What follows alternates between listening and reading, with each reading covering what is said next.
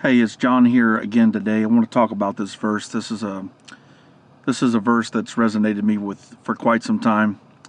But before I get into it, if you have not followed me on TikTok, please do. Please hit the follow button, and I will be posting this on YouTube as well. So if you are watching on YouTube, please hit the subscribe button, turn on the notification bells, all that good stuff, and share it with a friend if it resonates with you. But this verse is one that has resonated with me for quite some time, and there's a particular point that I feel like my eyes was open to that I haven't heard really talked about when these verses are preached. 6 and verse 1, we hear this one a lot. Brothers, if anyone is caught in any transgression, you who are spiritual should restore him in a spirit of gentleness. Keep a watch on yourself, lest you too be tempted. And we rightly point out that the true test of spirituality in dealing with someone else's transgressions, our faults, our sins, is that the spiritual ones have the ability to restore a transgressing brother. A brother who is overtaken or caught in a fault or a transgression. And it's absolutely true that when you see a brother or sister caught in a sin or a transgression, that when you glory in that, rejoice in that, gossip about that, spread that news around, that you are acting as an agent of the enemy. You're acting as an agent of the devil. You are not in any way spiritual. And I think for a lot of people, at least church people where I grew up around, one of their favorite methods of gossiping was to cloak it in a spiritual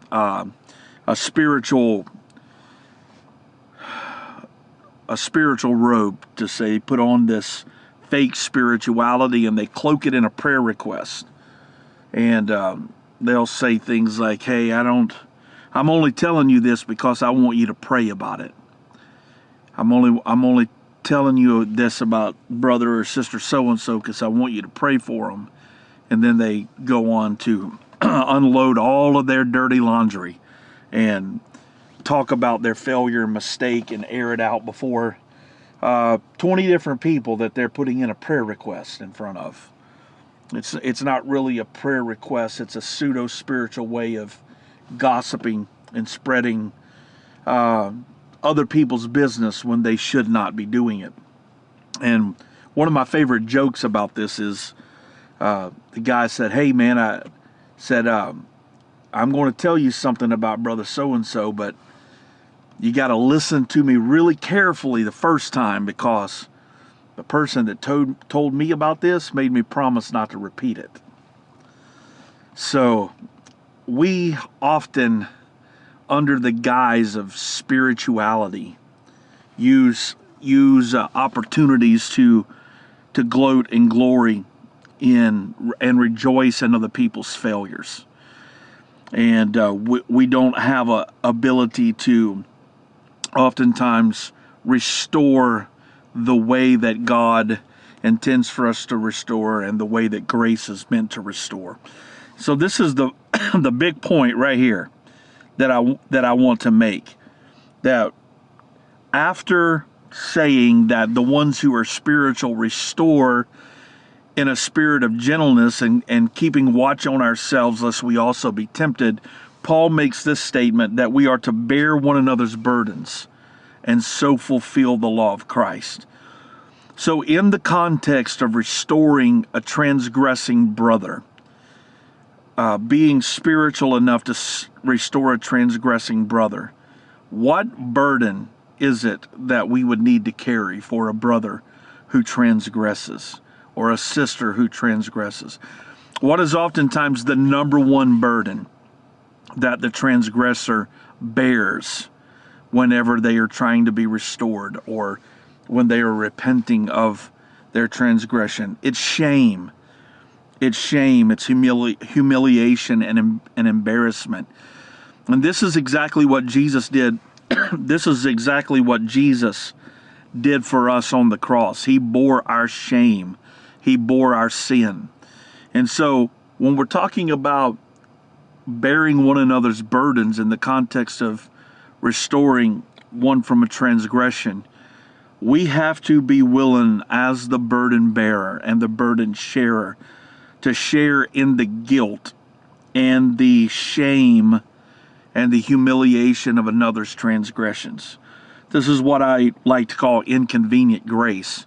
Like, it's easy to preach grace. It's easy to preach restoration. But when you have to put your reputation on the line to bear the shame of someone else's transgression, most church people check out. Most church people walk away at that point. And I'll be honest, it's not just church people in the sense of saints, members of congregations, but it's also in the ministry.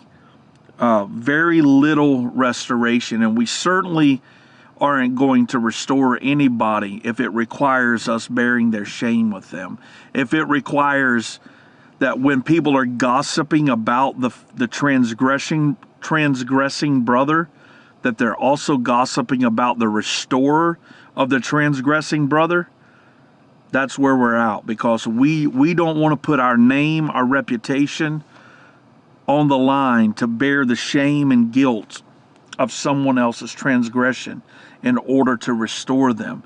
But just like Jesus restored us to God on the cross by bearing our shame on our behalf and in our stead, so too when we restore others, when we operate in that ministry of reconciliation and we restore another to Christ, oftentimes that restoration process requires that we bear their burden with them, the burden of their shame, the burden of their embarrassment, and being willing to take the reputation hit that sometimes you have to take in order to restore, especially when you're restoring someone who sinned in what we would call a bad sin. And there are degrees of sin. I've talked about this in another video, but when we're talking about restoring people who sin publicly, and the restoration of public sinners requires that we participate and come under the burden of that public shame and guilt alongside of them.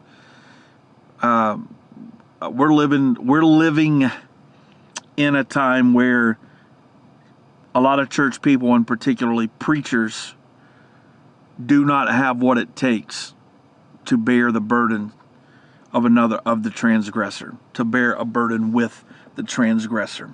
But if you want to do the real work of reconciliation and restoration, if you want to do the real work of restoration and restoring a transgressing brother, restoring someone caught in an act of transgression or overtaken, as the King James says, in a fault, then restoration requires that you bear the burden of their shame alongside of them. And that's not too much to ask. You might have to lay down some reputation. You might have to take a hit to your reputation in the group that you hang out with and fellowship with to do the real work of restoration. But this is what it means to bear one another's burdens and so fulfill the law of Christ. Christ bore the shame of my sin publicly on the cross, and we need to be willing to bear the shame of others publicly if necessary in order to restore them to relationship with God and with the church. All right, guys, if you haven't followed, please do so. Whether you're going to see this on TikTok or YouTube, please follow, hit the subscribe button. And God bless. Have a wonderful day.